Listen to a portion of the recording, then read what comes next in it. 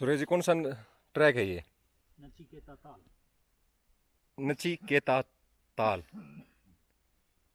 यहाँ यमराज के द्वारे पर आगे खड़ा हो गया था नचिकेता। हाँ जी, ठीक है। इस जगह का नाम, हाँ। इसलिए ये उसी के नाम से फेमस है। कौन आगे खड़ा हो गया था? नचिकेता। ये कौन होते हैं नचिकेता? ये किस? नचिकेता जी हमारे शास्त्रों में खूब आए हैं। हाँ। उसका वो होता है कि वो कहते हैं यमराज के द्वारे पे चले गए थे और यमराज ने उनके लिए दरवाजा नहीं खोला था, तो उन्होंने वहीं बैठ के तपस्या करी थी। मैं बताता हूँ उसका। एक राजा थे, मेरे को नाम उनका नहीं ध्यान आ रहा, नचिकेता के पिताजी थे, नाम मेरे दिमाग में घूम रहा है। उन्होंने लास्ट उम्र में आके ना दान देने की सोची। उन्होंने सुरेश जी एक बड़ी आला रोग वो है, वो स्टैंड डला हुआ है, वो छल्ला। ओहो, आपके लिए तो ट्रैक गलत था फिर। और मेरी बाईपास हो रही है। ये तो हाथ में हो रही ना, हाथ में थोड़ी होती कोई बात ना, छोटे छोटे रेस्ट लेते रहियो ज्यादा। थोड़े थोड़े। हाँ। और फिर आप जवान बालक मेरे राम बूढ़े हो गए तो नहीं, बता रहे थे, कुछ बता रहे थे, उसकी सुनो आप। अच्छा। हाँ जी, आगे फिर जी। के फादर का नाम मेरे को ध्यान नहीं आ रहा। उनके पिता ने एक यज्ञ की रचना करी, यज्ञ की आह्वान किया। एक यज्ञ होता है जो मुक्ति या देवलोक प्रदान, स्वर्गलोक प्रदान करता है। तो उन्होंने गौओं का और अपने कीमती अश्वमेध अपने धन का दान करने के लिए पंडितों को, ब्राह्मणों को गौएं देने लगे। तो और भी बहुत सारे सामान दान करे गरीबों को। गौओं को बुला के ना, गौएं दान करते करते उन्होंने बीच में ना भेदभाव किया कि बीमार गौएं और बूढ़ी गौओं को दान देने लगे। तो नचिकेता को ये बात अच्छी नहीं लगी। उन्होंने नचिकेता में पिताजी से कही, बालक थे वो, ज़्यादा उम्र नहीं थी। उन्होंने अपने पिताजी से कही कि महाराज जी दान तो अच्छी चीज़ देनी चाहिए ना, ब्राह्मण को दान तो दो, अच्छी चीज़ दो। अब जो गौएं दूध नहीं दे रही, जो गौशाला में जाने लायक है, उनको आप दान दे रहे हो, ये आपको दान नहीं लगेगा। मुझे बड़ा दुख लग रहा है कि आपका किया हुआ यज्ञ ये सब विफल हो जाएगा, आपको देवलोक की प्राप्ति नहीं होगी, स्वर्ग की प्राप्ति नहीं होगी। तो उन्होंने अपने पिताजी से एक दो बार बात करने की कोशिश करी। उनके पिताजी इतने बिजी थे कि उसकी ओर ध्यान नहीं दिया। तो वो सभा के बीच में अपने पिताजी से बोले, पिताजी आप मुझे किसे दान दोगे? तो बोले कोई बात नहीं बेटा, तू जा अपना काम कर। 2-3 बार पूछा, वो तो गुस्से में आ गया, बोला तेरे को यमराज को दान दूंगा। तो अब उनको बात लग गई। तो उन्होंने कहा मुझे मेरे पिताजी ने यमराज को दान दे दिया, तो मैं ही स्वयं जो है ना यमलोक को वर लेता हूँ। तो यमलोक के लिए निकले। तो वो यमलोक में पहुँचे तो यमराज जी नहीं थे वहाँ। तो 3 रात तक उनको नचिकेता को इंतजार करना पड़ा। फिर यमराज आए तो उन्होंने कहा था कि मैं 3 दिन आपको, पर 3 रात मेरे अतिथि को इंतजार करना पड़ा, भूखे प्यासे रहना पड़ा, आप मेरे से 3 वर मांग लो। तो फिर उन्होंने नचिकेता ने 3 वर मांगे थे उनसे। वे 3 बोले जी मुझे वर कुछ नहीं चाहिए, मुझे तो 3 बातों का जवाब दे दीजिए कि भाई मृत्यु क्या है और मुक्ति कैसे प्राप्त हो। तो यमराज ने कहा था कि मुक्ति की बात तू छोड़ दे, तुझे जो कुछ चाहिए, तू नारी ले, राज्य ले, तू धन ले। बोला जी मुझे इससे कोई सरोकार नहीं, मुझे ब्रह्म विद्या बताइए। बोले ये ब्रह्म विद्या जो आत्म विद्या है, ये किसी को सहायता से नहीं मिलती है, तू और कुछ ले ले, मांग ले, मुक्ति ना ले तो मुक्ति मत मांग। तो फिर उन्होंने जिद करके तो फिर उनसे मुक्ति मार्ग मांगा था। उन्होंने ब्रह्म विद्या प्राप्त की। ये कठोपनिषद में आता है, वेदों के उपांग हैं कठोपनिषद, वो मैंने पढ़ा था, उसका ये पार्ट है। मैं फिल्म भी भेजूंगा आपके पास, वीडियो। तो यहीं पे वो तपस्या की थी उन्होंने। तो कितने के ऊपर है जी भाई? बस चलो जी। ये तो शुरू है। हाँ। चलो ये थोड़ी सी चढ़ाई है 300 मीटर की। बस ठीक है, 2 चलो आपके 2-3 पर एक और दिला देंगे। कोई दिक्कत ना, 300 ठीक है जी। 300-500 में तो में लौट जी थोड़ी देर जब समझाओ ना। हाँ जी, हाँ जी। 2 मिनट ऐसे लौट जी।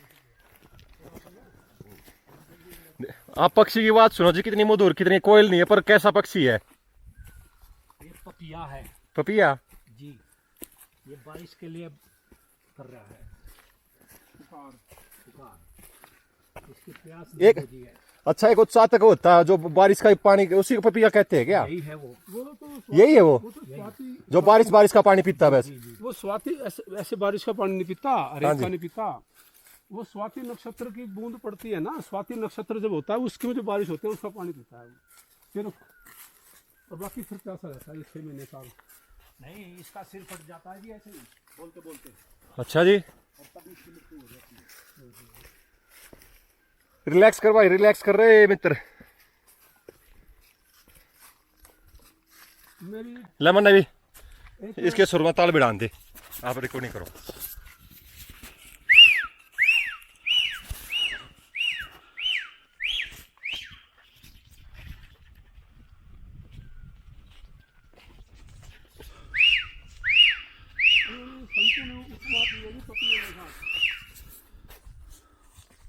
पपीए के साथ है, पपीए की घूक, ये घूक बोलते हैं उसको, संत लोग कहते हैं घूक। जैसे हुक पुकारना होता है ना, हाँ जी। कुत्ते का भौंकना होता है।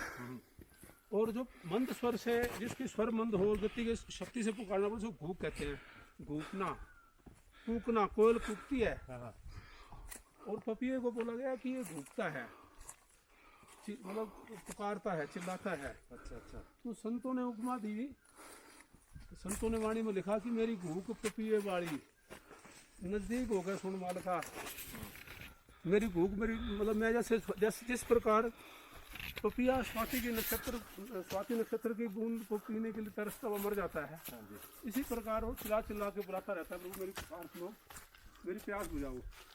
ऐसे ही संत लोग परमात्मा के ऊपर नजरें गाड़ के और एक तक देखते रहते हैं कि प्रभु मेरी भी भूख ना कोई तक पहुंचा लो, मेरी भी भूख सुन लो, उस पपिया की तरह मेरी भी पुकार सुन लो। ठीक ठीक। इसलिए भजन गाया है, संतों ने भजन गाया है इसमें। ठीक जी। भजन के माध्यम से बताया है, वो पंजाबी भाषा में है, वो पंजाबी भाषा में है। ले मैं भी ये लगाया जाऊँ इसकी एक दो पुकार सी गल्ला। देखो सुर मिलाता हूँ अब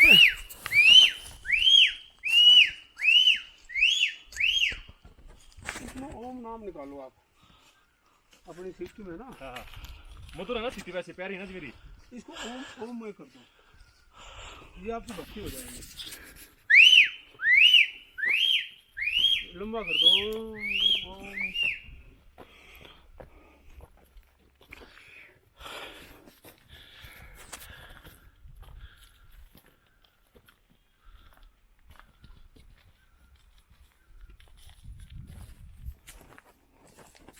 हो गया शांत,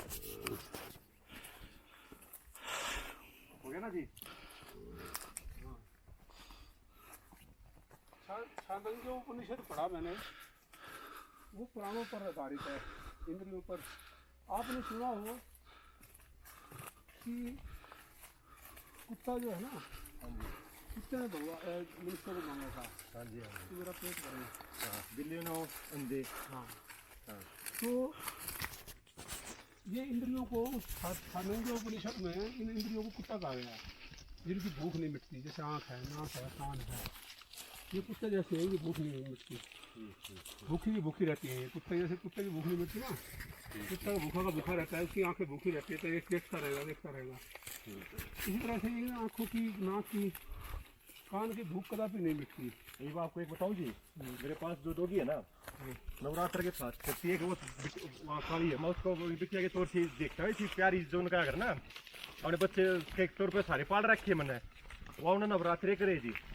आप जब बृहस्पतिवार का आती है, उस शाम को रोटी खाएगी, पूरे दिन उसके आगे कुछ भी दर्द हो, जो फेवरेट मिठाई, फेवरेट फूड। देखो आपने उसको ऐसे बनाया ना, वो पता है देखो वो बड़े भाग्य से ऐसी जगह आई, सब कल्याण होना है। लेकिन मैं बताऊँ, पर जी उसके ना वो चल नहीं पाती। एक देखो जी उसके पैर बिल्कुल ना, हमने गोदी ले लेकर वो ज्यादा एक घर पर रहती है, कोरोना काल का टाइम था, बाहर नहीं निकल पाई वो, बस ज्यादा से ज्यादा 3-4 किलो चल लेगी और फिर उसके बाद थकान हो जाओ, उड़े बैठ जाए, फिर हम उसको गोदी में रखते हैं, मगर तू खा पी। अब जंगली कुत्ता है, देखो मार दे स्पीड होली है ना वे। जंगली कुत्ते की जो भूख मिटा है, हंडी जाएगा, खा जाएगा। कितने मिनट की बनानी है ये भाई? जितने की बना वो अपने आप कर लेंगे, बनाए जाओ रे ना देखता।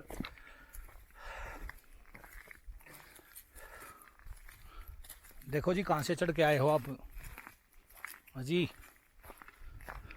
वहाँ से चढ़ के आए हैं, नीचे देखो, इससे नीचे। हाँ। यार कौन सी आप उंगली बताओ, किधर कर रहे हो आप? ये नीचे कर रहा हूँ मैं। रोड दिख रहा है नीचे? हाँ ये ट्रैक दिख रहा है ना। अच्छा, वो रोड तो काफी नीचे हुआ अभी। रोड तो दिखाई नहीं देगा, रोड तो खत्म हो गया। फ्रीडम दिखा लिया। आगे जाके बैठ जाइए जी रास कर लिया ड्रामा हुआ है। ना, अब ये अब चढ़ाई वो थी जो खत्म होगी भाई, मैंने बताया नहीं था। अब तो ढलान आ गई। चंबा के बाद चंबा तक तो खूब चढ़ाई होती है जी। उसके बाद ऐसे वैसे नीचे पताल में जा रहे हैं। यही तो है, अप और डाउन नहीं तो अप डाउन हो गया। अब हम जाएंगे तो चंबा तक चढ़ाई मिलेगी। नाव नीचे चालू हो जाएगी चढ़ाई ना, और वापसी चंबा से फिर चढ़ाई डाउन हो जाएगी। नाव तो वहाँ तक चढ़ाई मिलेगी आपको नीचे पूरा ऋषिकेश ही मानो फिर। हाँ एक बार थोड़ी चढ़ाई और आएगी, हाँ, फिर उसके बाद में ऋषिकेश तो कैसे जाएगा। फिर ऋषिकेश के बाद तो समतल ही रहता है। ये जानना रे ट्रैक वाले जी। ये शॉर्टकट है जी, मैं कह रहा था ना आपको शॉर्टकट ले चलूँ। अच्छा अच्छा, तो ये जाने का है कि आने का? ये लोग वो हैं जो ये गाड़ियाँ खड़ी ना वो करवा रहे हैं। अच्छा, ये ऊपर होगा ये। आ गया थोड़ा हम रह गया था। ये दिख गया जी हमारे कितने हुए पिड्डे शुरू हुए थे, देखो वो रोड आना रहा है, वो है ना सुरेश भाई दिखना रहा अपने मुस्ता आए हम उड़ते हुए चिड़वासा खत्म हो गए थे, ये जंगल शुरू हुए थे। ये नीचे उत्तरकाशी है जी ये। नहीं ना ये तो गाँव है जी, सारे गांव है। फोल्ड पूरे ना होगा, कई चलो गाँव जी। है, मतलब फोल्ड छोटे वगैरह ये है। कई कई गाँव आवा गांव छोड़ गए हैं। उत्तरकाशी तो उस पहाड़ के पीछे है जी। उधर के देखना यो आ गया तो नहीं। पहाड़ के पीछे।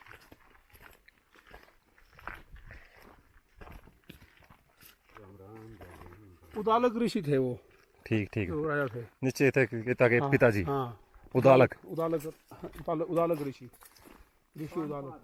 हाँ जी, उतान पाद थे जी। ना ना, उतानपाद के तो ध्रुव थे।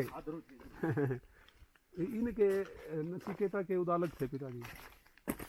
उनसे उसकी बहस हो गई थी, उदालक ऋषि ने नाराज हो गए, उनको कहता तुझे यमदूत को दान दूंगा। हाँ, तो उन्होंने फिर कहा, नचिकेता ने कहा मैं अपने पिता का वचन झूठा नहीं जाने दूंगा, मैं अपने पिता के कल्याण के लिए कुछ भी कर सकता हूँ। तो मैं यम का वर्ण करूंगा, मेरे पिताजी का कल्याण होना चाहिए। जो ये गौ दान कर रहे हैं ना, इनसे इनको श्राप मिलेगा। हाँ, इनसे इन्हें मुक्ति नहीं मिलेगी, श्राप हाँ। मिलेगा। कि ऐसी तो वो वर मांग कर लाए थे कि मेरे पिताजी का कल्याण करो, मेरे पिताजी का भी उद्धार करो।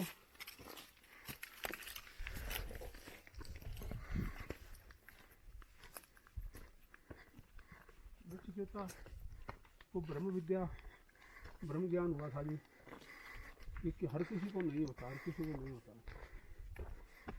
पढ़ लेता है कोई, शास्त्र विद्या का ज्ञान हो जाएगा, बौद्धिक ज्ञान हो जाएगा, लेकिन आत्मिक ज्ञान नहीं होगा। आत्मिक ज्ञान नहीं होगा। जिसको आत्मिक ज्ञान हो जाएगा ना, है विकास जी, हाँ जी जिसको आत्मिक ज्ञान हो जाएगा ना, हाँ जी वो कर्ता और अकर्ता से हट जाएगा। जैसे आप कल कर्मों की बात कर रहे थे ना, उसके लिए कर्म और अकर्म, निष्कर्म कर्म अकर्म निष्कर्म सब हट जाता है, उससे अलग हो जाता है। उसको कोई न पुण्य लगता है न पाप लगता है। अच्छा अच्छा जी, हाँ, उससे परे हो जाता है। उसे कुछ महसूस इस चीज की अच्छा ये बुराई कुछ में नहीं रहता, सत्य असत्य, ज्ञान अज्ञान, कुछ नहीं। पुण्य अपुण्य, हाँ। पुण्य पाप, उससे अलग हो जाता है वो। अगर वो लीला करता है, वो संतों की श्रेणी में आता है, भगत की, वो भगवान की श्रेणी में उच्च स्तर पर आ जाता है। ठीक है और जी, वो जो कुछ भी करता है ना, वो लीला होती है, ना तो वो कर्म होता है ना वो क्रिया होती है, वो लीला होती है। ठीक ठीक ठीक। और वो भगवान भगवान जिसको मारते हैं, भगवान को क्या पाप लगता है? ठीक जी, वो लीला करते हैं। वो सत्य असत्य से परे हैं, ज्ञान अज्ञान से परे हैं। वो कर्म, ये कर्म जो है ना, कर्म, हाँ जी ये कर्म हमारे शारीरिक स्तर पर, भौतिक स्तर पर जी रहे लोगों की क्रिया है। ये इसी को हम आधार मानकर, इसी को दृढ़ मानकर हम लगे हुए हैं।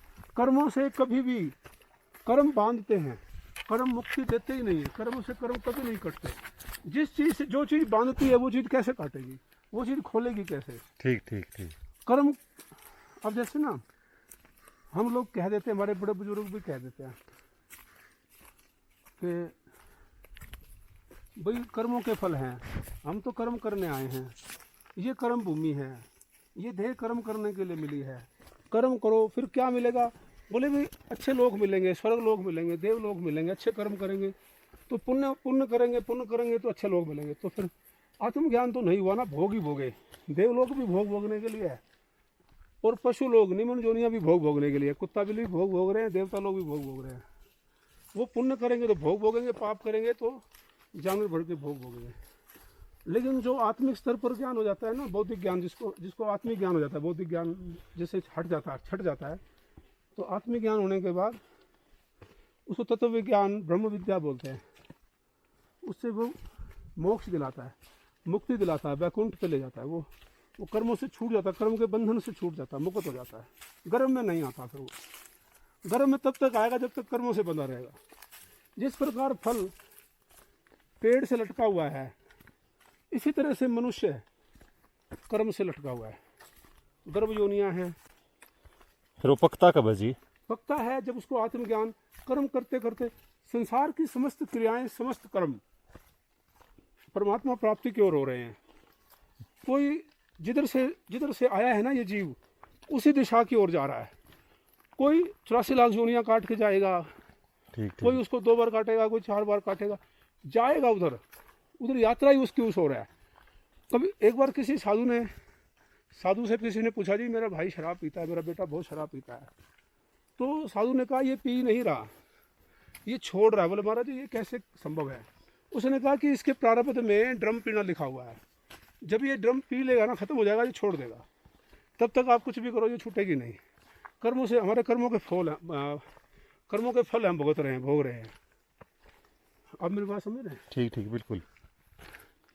कर्म करने से क्या होगा? कर्म करेंगे, कितने कर्म करेंगे? कर्म इस तरह से बांधते हैं जिस तरह से अजगर सोए हुए गाय को, भैंस को निगल लेता है, लपेटा मारता है। धीरे धीरे कर्म में लपेटा मारते हैं। जो कर्म करते हैं, ये रस्सी बढ़ती जाती है, बस बढ़ती जाती है। यही इसी को यम की फांसी बोलते हैं, कर्म फांसी। फिर ये लोक दिलाती है, पर लोक परलोक दिलाती रहती है। आप समझ रहे मेरी बात? ठीक बिल्कुल जी। थोड़ा रिलैक्स कर लो। सांस तो चढ़े जा रही है, ये बहुत प्रभाव है। उच्च स्तर की बातें हैं। ठीक है जी, रिकॉर्ड करके आपकी काफ़ी बातें बहुत सारी सुनेंगे।